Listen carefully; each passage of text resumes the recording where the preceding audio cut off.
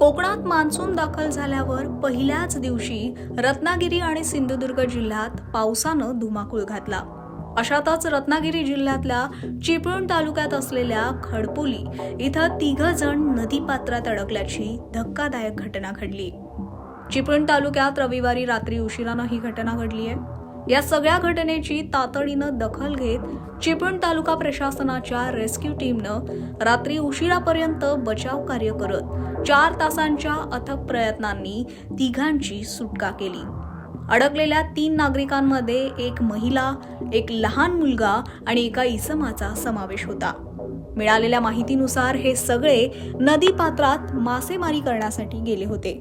अचानक पाणी वाढल्यानं हे अडकले, मात्र नदीपात्रात एक बेट असल्यानं ते सुरक्षित उभे राहिले।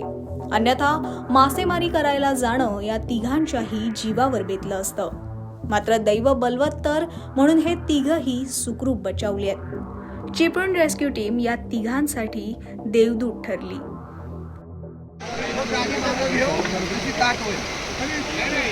आता तिकडे कुठे आता इकडनं जे आता गाडी काय करू, गाडी इकडे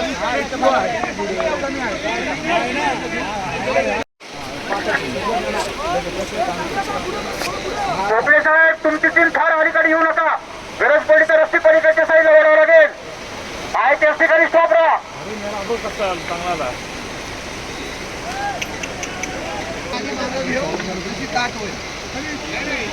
आता तिकडे कुठे आता इकडनं जे आता गाडी काय करू, गाडी इकडे जोडी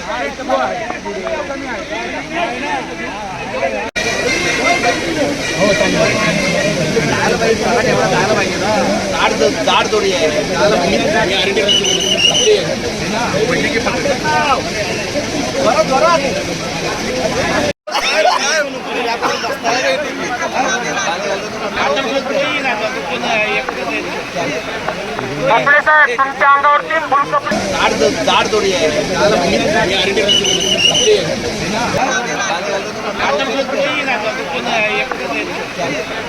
भोपळे साहेब